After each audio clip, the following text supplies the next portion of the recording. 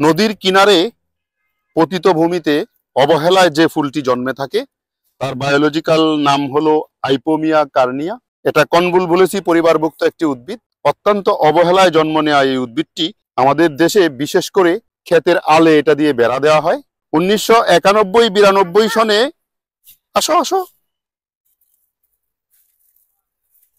তুমি কোথায় থাকো? আচ্ছা ঠিক আছে।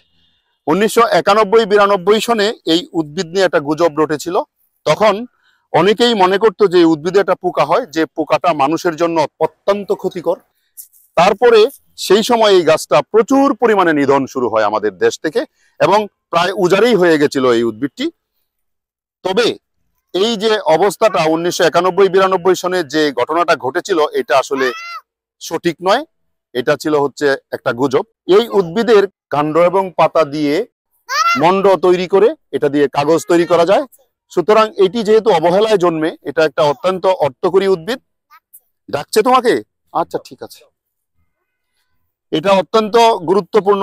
কাগজ শিল্পে এই উদ্ভিদটি ব্যবহার করা যেতে পারে। যেহেতু এটা খুব সহজলভ্য চাষ করা, পরিকল্পিতভাবে এই উদ্ভিদটির চাষ করি, তাহলে কাগজের মন্ড তৈরি করে কাগজ তৈরি করা যাবে এবং কাগজ কলগুলি এই উদ্ভিদটা নিয়ে তাদের একটু চিন্তা ভাবনায় রাখতে পারে।